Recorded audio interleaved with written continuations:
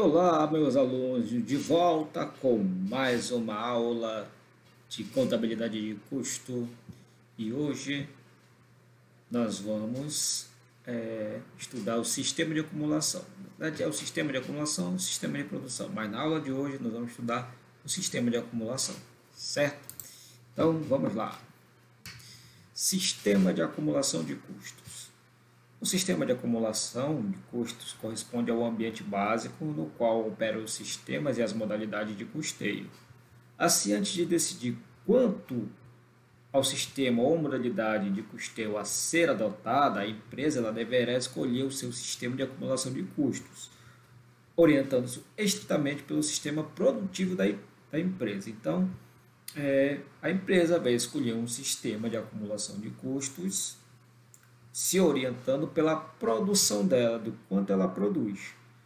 Então, consistentemente, com os dois sistemas produtivos, existem também os dois sistemas básicos de acumulação. O sistema produtivo nós vamos ver na próxima aula. Hoje nós vamos ver o sistema de acumulação. Então, é o sistema de acumulação por ordem ou encomenda e o sistema de acumulação por processo, certo? Então, quais são os dois sistemas de acumulação? Por ordem ou encomenda ou por processo. O sistema de acumulação por ordem de produção ou encomenda é a mesma coisa, tá, gente? É o sistema no qual cada elemento do custo é acumulado segundo ordens específicas da produção referente a um determinado produto ou lote de produtos. As ordens de produção são emitidas para o início e execução das atividades produtivas e nenhum trabalho poderá ser iniciado sem que seja devidamente precedido pela emissão correspondente de ordem de produção. Os termos ordem de fabricação, ordem de serviço, ordem de trabalho são sinônimos da ordem de produção.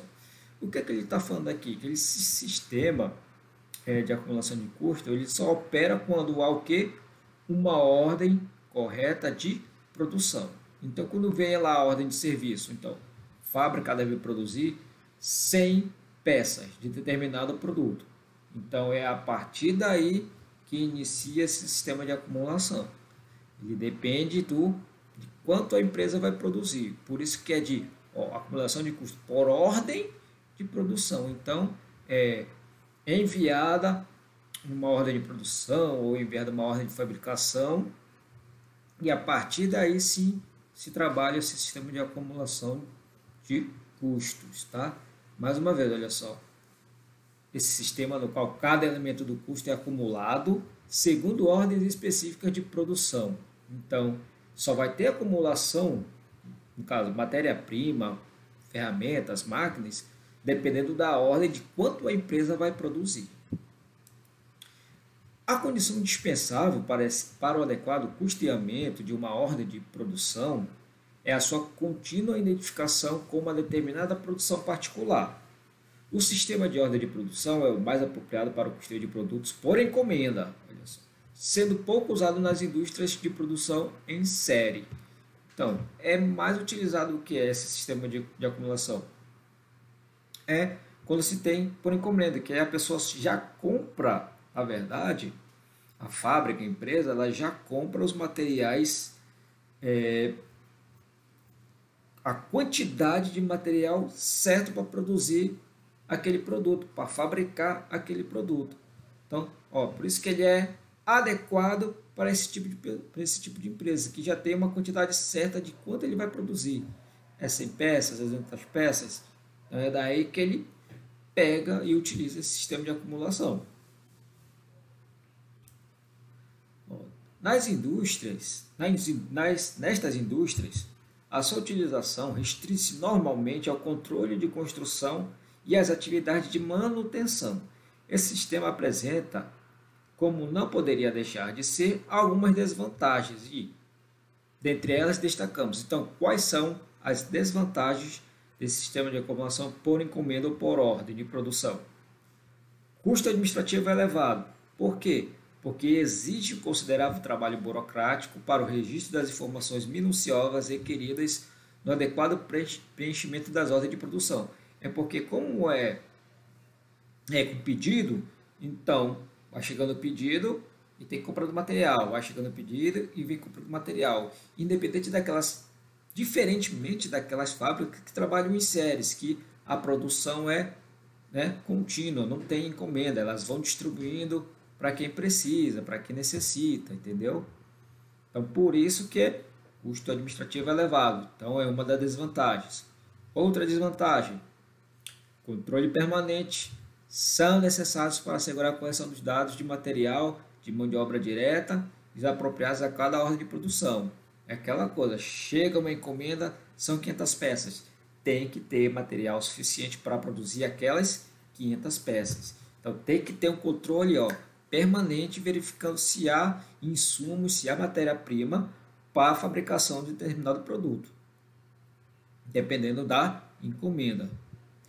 Quando o embarque parcial é efetuado antes do encerramento da respectiva ordem de produção, faz-se necessária a utilização de estimativas para a determinação do custo de vendas dos produtos enviados ao cliente. Também essa é uma outra desvantagem. Quando há um embarque parcial, quer dizer, não foi todo efetuado o encerramento daquela ordem de produção. Quer dizer, foi produzido, era para produzir 500 peças, foi produzida 400, embarcou 400, mas ainda faltou 100. Então, antes de encerrar aquela produção, faz necessária a utilização da estimativa de custo das vendas ainda do cliente para verificar se ainda há necessidade de produzir mais ou a necessidade de comprar mais insumos para a produção daquele produto para o cliente. Sistema de acumulação por processo, né? O sistema de acumulação por processo ele é usado invariavelmente na contabilização dos custos de uma produção em massa. Então, olha só, aquele lá, primeiro, por encomenda. Esse aqui já é em produção em massa. Normalmente, nesse sistema produtivo, todos os produtos são fabricados para estoque. Uma unidade de produção idêntica à outra. Os produtos são movimentados no processo de produção continuamente e todos os procedimentos de fabricação predominantemente padronizados. Então, a diferença é aquele que é por encomenda, é por produção, dependendo da encomenda do cliente e tudo mais. Esse daqui, ele é fábrica que produz em massa, né? Produz muito material, muito produto. E, normalmente, esse produto ele fica estocado. Aquele não, encomendou, fabricou, produziu, entregou. Esse não, faz em massa e fica em estoque. Então, as seguintes características desse sistema a gente pode destacar. Olha só, quais são as características, não são desvantagens ainda. Primeiro, os custos. Os diretos e indiretos são acumulados nas contas dos custos durante um determinado período, sendo esse reclassificado por departamento ou por processo sem fim desse período. Então, os custos diretos e indiretos são acumulados nas contas de custos durante o período, 1 mês, 2 meses, 3 meses, sendo reclassificados, que eles podem mudar então a classificação deles. Pode se transformar custos diretos em custos indiretos e custos indiretos em custos diretos, por departamento ou processo no fim desse período. Nos casos em que os produtos são processados em mais de um departamento, os custos correspondentes são transferidos para o departamento seguinte, de forma que o custo total vai sendo acumulado até que o produto seja terminado. Então, mais uma vez, mais uma vantagem, né? Os casos dos produtos são processados em mais de um departamento, então em vários setores, né? Os custos de cada setor vão sendo transferidos para o outro, até que o produto seja terminado. E quando chegar lá, o que vai acontecer? O custo do produto vai ser rateado entre os departamentos. Outra característica, a produção em termos de quantidade, quilo, tonelada, unidade, entre outras, é registrada diária ou semanalmente, sendo preparado no fim do mês o demonstrativo dos resultados finais. O custo total de cada processo é dividido pelo total de produção, obtendo-se o custo médio por unidade para o período. Então, aqui já está a dica, né? Então, todos essa produção, seja ela em quilos, toneladas e unidades, registrada por dia ou semanalmente, depende da empresa.